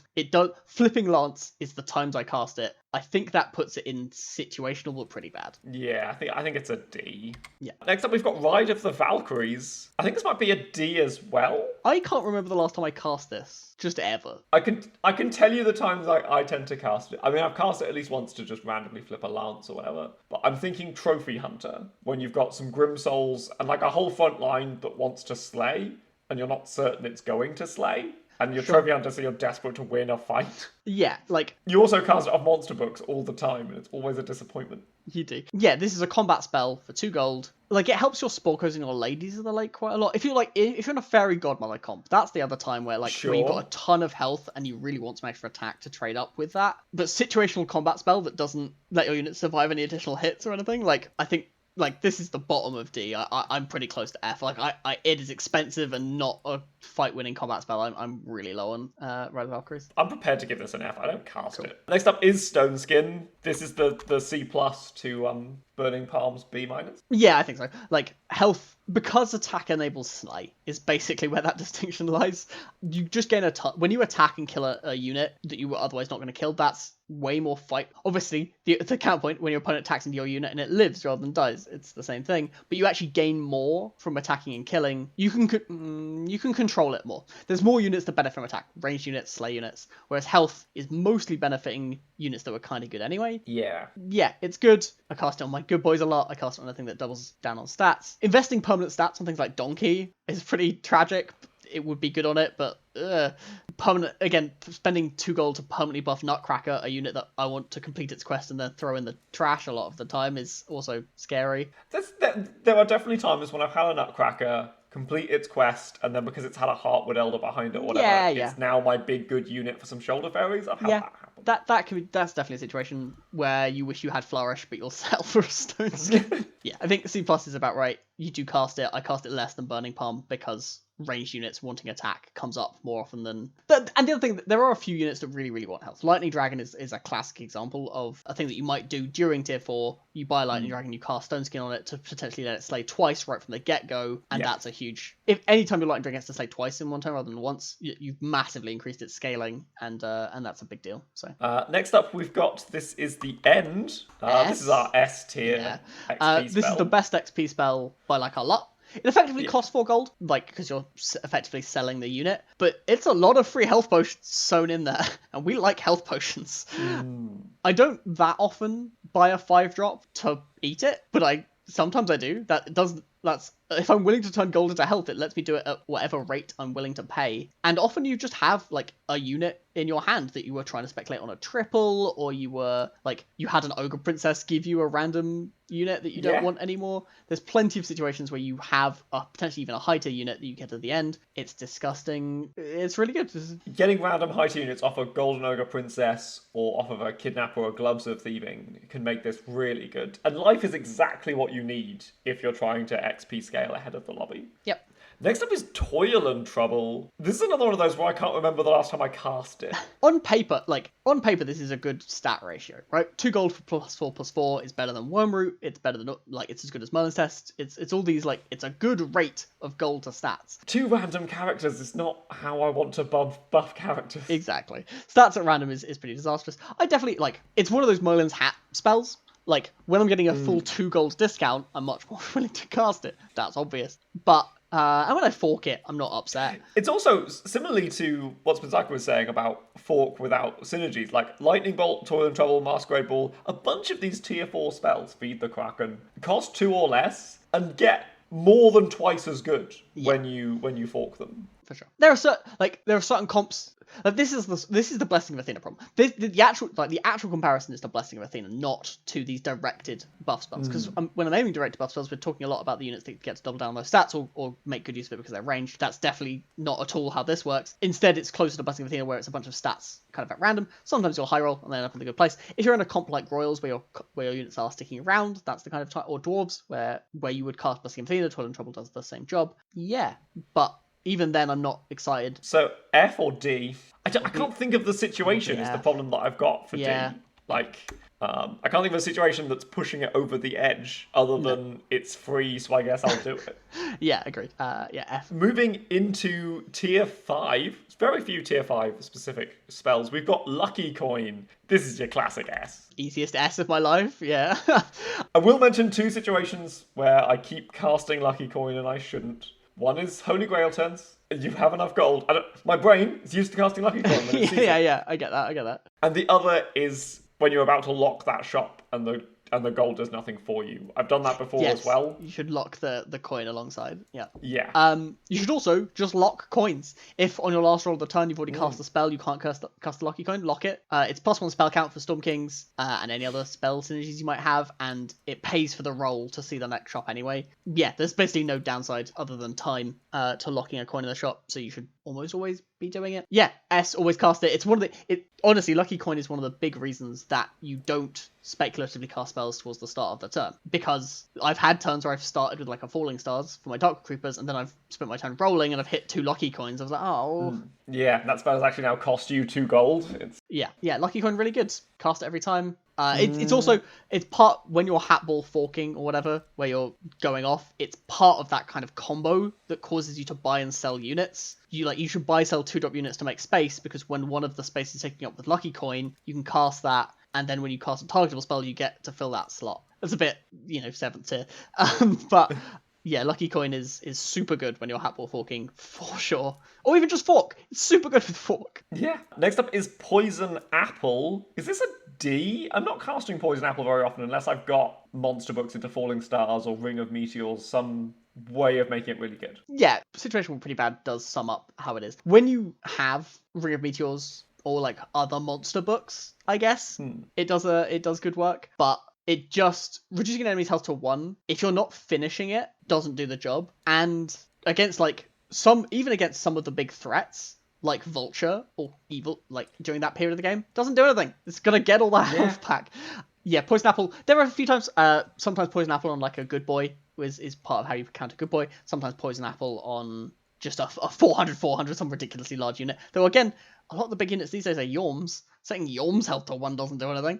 Yeah, Poison Apple, awkward. A 2-card combo with the Ring of Meteors, basically. Yeah. Shrivel, no longer as good as it was. How the mighty fall. Yeah, fundamentally, Shrivel used to be a tech piece against units that were about to gain a ton of stats because it triggered before all of the stat buffs at the start of a turn. It no longer does. It now triggers at the same time as damage spells, so it can't, for example, kill an Echo Wood that is about to gain plus 1,000 from an Ashwood Burning Tree combo. So what does it do? It's a lightning bolt that dodges Soltak but can hit the front row. It's like... Yeah. I have had it set some units' power to 0. Yep, that can but be big. left their toughness in place, which can be really awkward. Yeah, for sure. Against like a Cupid, that can be fun or whatever. Yep. Yeah, there are definitely times where Shrivel is like, it's worse than Lightning Bolt for the period of the game it comes by, and generally speaking, I would rather give the backline, if Shrivel on the backline would obviously just be better than Lightning Bolt, but giving their 40/40 -12/12 doesn't make as much difference as killing a back row, and this just doesn't kill a unit as consistently, especially now its timing has been changed, and it doesn't work against Shoulder Fairies, which is another thing that Shrivel used to do, and it just doesn't anymore. Yeah, awkward. Fine though. A good if you need a combat spell and you just need to get there in the 1 in 7, it can be enough. There are comps where this is good enough. It's a C. There's definitely turns where we settle for this. Moving into tier 6, that was it for tier 5. Moving into tier 6, we're kicking things off with Croc Bait. It's +10/+10 of stats. What's not to like for 6 gold? It's the biggest worm root of them all. Yeah. So Croc Bait does a few things. Mostly, it's bad. Like in a vacuum, on just like, I have a board, I don't want my unit to first be a 10/10. It means the opponent gets to slay it. It means my unit has to attack as a 10/10 first, and that's awkward. It means it misses out on any start of the fight buff. It means it doesn't provide its benefit. Like the obvious places he's played is with Pumpkin. Pumpkin is a unit that wants to be in your back row, wants to die last, so could use the layer of protection, and sees Croc as an extra tier 6 evil unit, so your Pumpkin itself is actually better for having been in a Croc. That is by far the most common situation. The other situation is when you're Hatball forking, and you put a bunch of Storm Kings or something in it, because you're as Jethro used to say, my most common 6 drop is Croc. I triple my Crocs more than I triple my my Storm Kings. You gotta knight the Storm Kings. You don't knight a Croc. That would be silly. It's also, you can also do silly trophy hunter things. It's worth mentioning that it's kind of a meme comp, but putting an upgraded Grimsoul in a Croc is a absolutely game-winning play as trophy hunter. Trophy hunter has a lot of those. This is one of them. Because when a regular Grimsoul dies, if that's your only Death Rattle Slay trigger, it'll summon a golden one. When that one dies, it just keeps going. Yeah, it's almost an infinite. It's 20 upgraded Grimsouls in your front row. No, it's 25 upgraded Grimsouls in your front row, and then even more potentially. It's a lot. Yeah.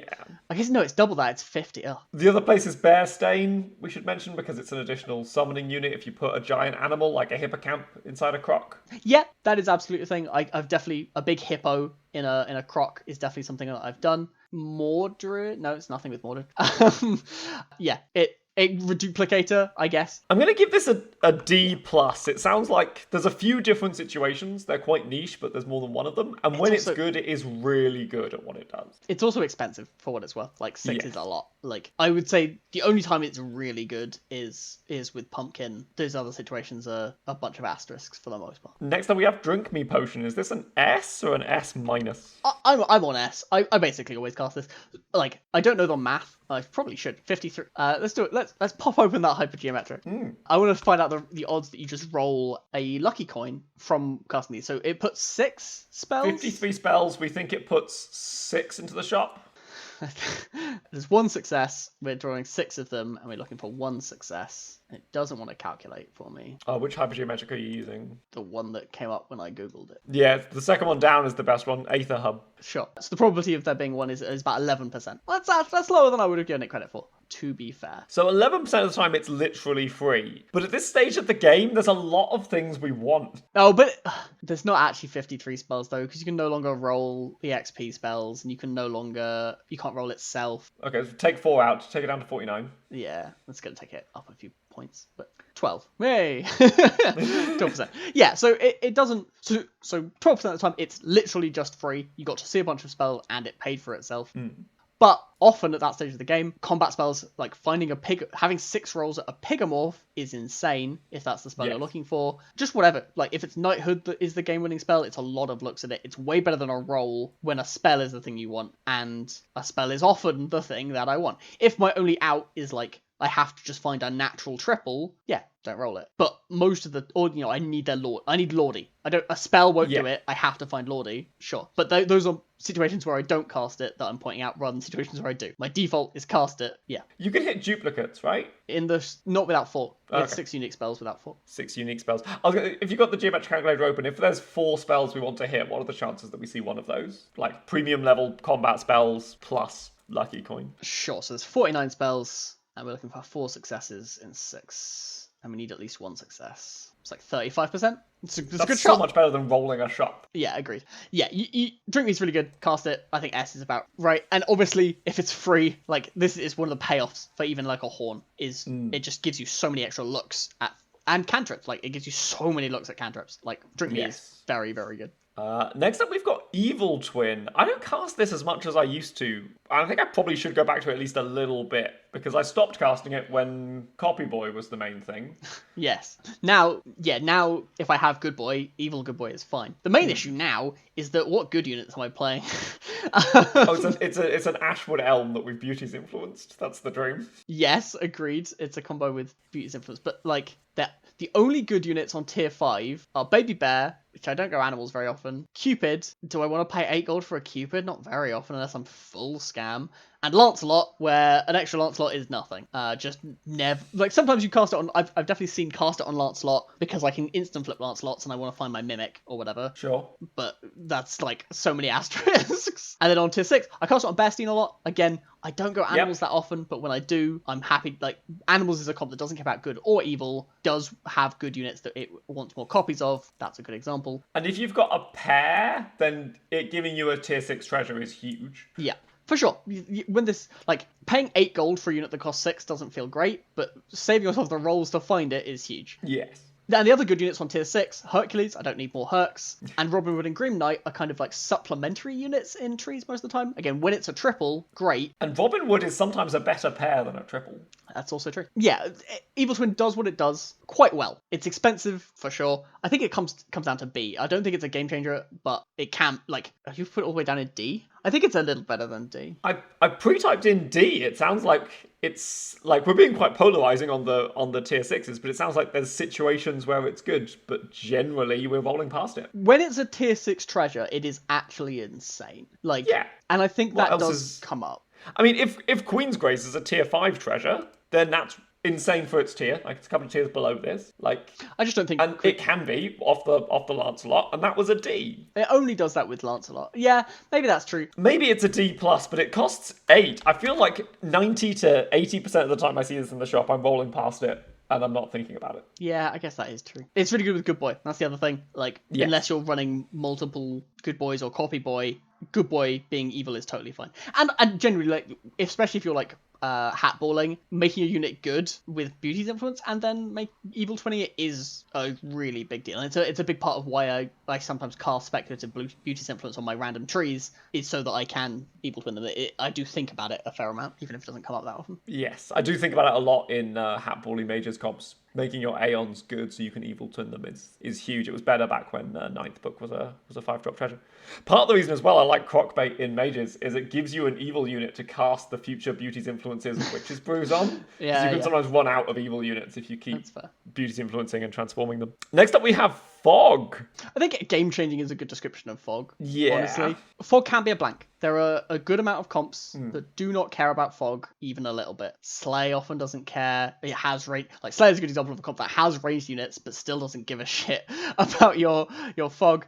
The like Pumpkins doesn't really care. Good Boy doesn't really care. Trees don't really care, even though they have a big range unit. Mages is where Fog shines. If you know your opponent's playing mages, they have a giant Spellweaver setting its health from 1 billion to 1.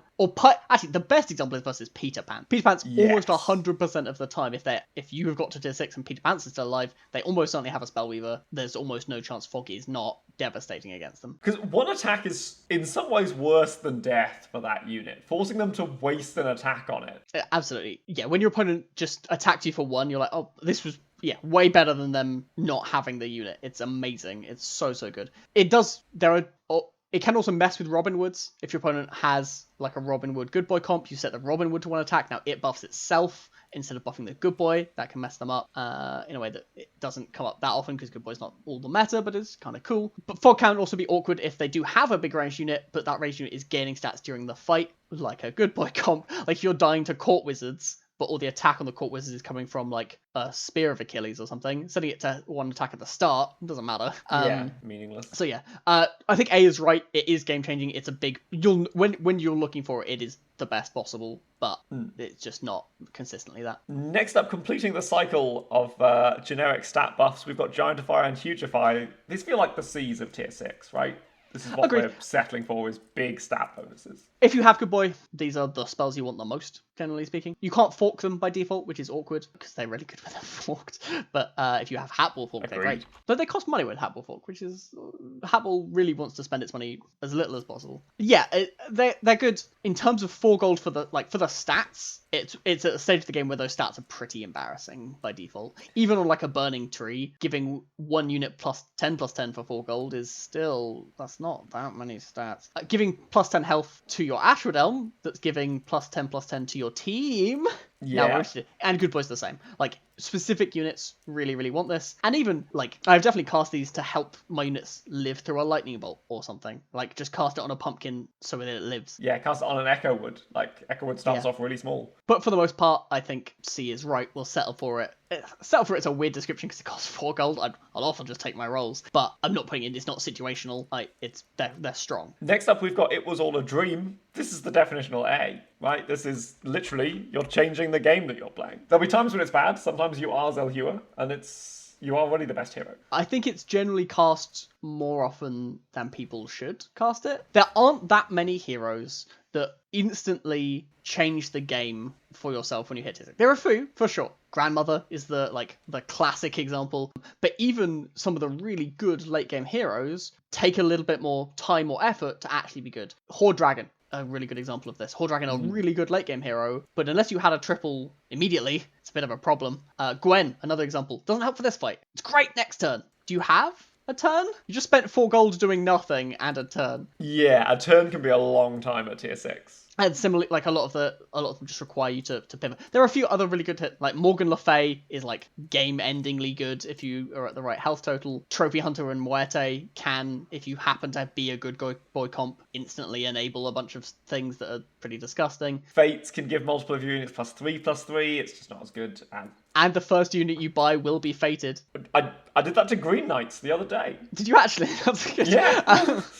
Even Sadrak, as like if you're in Slay, getting a boots can be really good. The issue is you have been building around your hero for the whole game. Like, most heroes still have a bunch of text at this stage. There are a few that actively don't, like Loki. If you really want to cast this as soon as possible to stop being Loki once you hit tier 6. But and Celestial Tiger is another example of if the main thing your hero power did was get you a tier 7 treasure, you're kind of done with it. I have also dreamed into Celestial Tiger. I think it was Pumpkin Comp. I think it was just the week afterwards when I had an Ancient Sarcophagus that I was running. I was like, oh yeah, Tiger's going to do a lot of work here. Sure. You miss on this a lot though. Like for all the good sides, there's a decent number of misses, and your hero probably does something that you've been doing something with. Like, and a bunch of heroes literally just can't cast it because their comp ceases to exist. Beauty and Miri.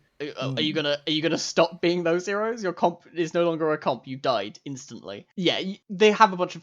Like, even things like Sharebear, that is mostly an early game hero, still doing something. And, like, if you roll into, like, a bunch of medium heroes, this was 4 gold down the drain. Like, I've definitely had moments in the late game where I've cast Genie's Wish. It's given me It Was All a Dream. And I've been like, okay, time to not click on any of these because it makes me significantly weaker right now. Yeah. I think it has definitely comes with the caveat of, I think in general people cast it more than they should. It's fine. So this is a really good example. So we talk a lot about this of like take risks in order to spike. The end of the game is not the right time, generally speaking, to take risks to spike. Like, because there aren't enough high points on here. There just aren't. Yes. Like, and most of them aren't game winning. There's like a couple, right? Like when you get the Gwen and you have the turn, that is game winning. If you're paired against the Ghost in a top 3, that's a great time to drink. Sure. But there aren't enough heroes that are a genuinely good power spike compared to 4 rolls for my triple that will be game winning. Yes. Yeah, the opportunity cost is bigger than people give it credit for. So do you think it's down in like a B? Still A. There's still a lot of heroes where I'm actively looking for it. I still think about it every time it comes up. But I do think I am of the opinion that people cast it too often. I think this might be a stay tuned. I think we could dedicate an episode to doing some hypergeometrics and it affects the tier list of the heroes. I think it's a way of looking at hero power level. And you do also have to consider who is left in your game. You cannot be offered the heroes that are currently alive in your lobby. So if Grandmother and Horde Dragon are your 2 opponents, it gets magnitudes worse. And you're in a lot of trouble.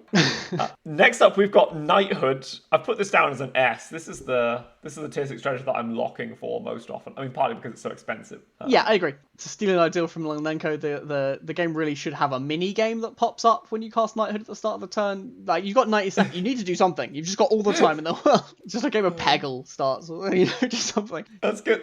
I like it. The Knighthood animation should take 90 seconds. I think that's the solution. Yeah. It's cost effective to turn, like, you're down the treasure. That's the thing, but it's cost effective to cast on a tier 6 unit. But even, I cast this on Baba Yaga a fair amount. It's just so good. It's a ton of stats. It is expensive. You don't get the treasure, especially if you've got the pair already, and the treasure would be nice. It can be a little like, I've got this pair up. Do I Knighthood? The answer is still yes, almost always.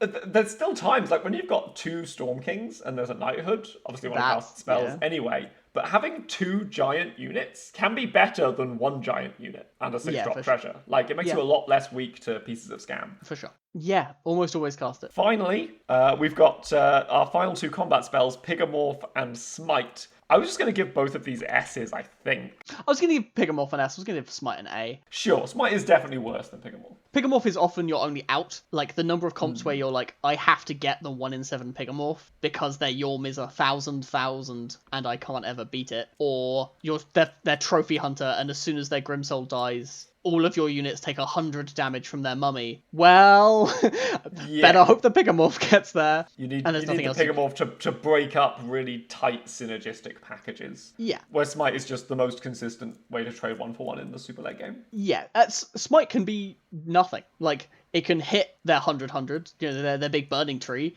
and it didn't do anything at all. But it can kill their Baba Yaga and massively shut down their comp. Like, Smite, it depends on your opponent. As a lot of these expensive combat spells, you really need to know where you're getting into. Casting Smite in the dark is scary. Casting Pigamorph in the dark, like, there is no unit. There are a few comps where Pigamorph just straight misses on a bunch of their units, but not many. Pigamorph is always something. It definitely makes them weaker. Sometimes you're far enough behind that it doesn't matter, but Pigamorph's a fight winner. It's really hard for Pigamorphs to do nothing. It's really good Wand of Weirding as well. Like, oof, yeah. I mean, it's part of the reason Wand of Weirding is good in the late game, even if you're not mages, is because doubling down on a Pigamorph is... I've absolutely taken a Wand of Weirding, planning to run it for just 1 fight to double Pigamorph, because that's what I needed.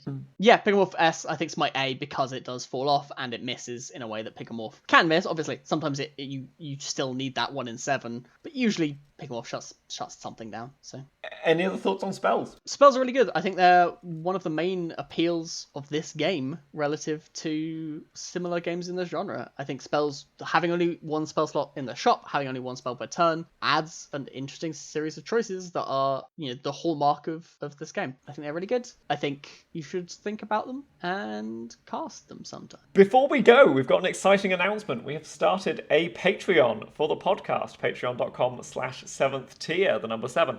I don't want to labour this point too much. You've heard of Patreon before. It's the service that lets you give back to creators you enjoy. We've got some reward tiers up on there. We've planned to set up a Discord, start creating video content, bonus episodes, the whole deal. Fundamentally, bottom line, the podcast's not going anywhere. This podcast's always been a labour of love for both of us. We love making it. We love putting it out there. We love hearing from you guys. It's always going to be available. It's always going to be free for people who enjoy listening to it. But ideally, just if I continue making it, I'd like it to break even. It does cost a little bit to keep the lights on here at 7th Tier HQ. I'm not going to hard sell it. It's completely optional. If you'd like to give back, patreon.com/7th tier. Yeah, we plan to have a bunch of rewards and stuff. I think that's... And build a community. Like, we love interacting with everyone on Twitter. We've had some such nice comments on the YouTube and stuff. And, yeah, just a little bit of support. Like, you know, we are down money. And so it would be nice to...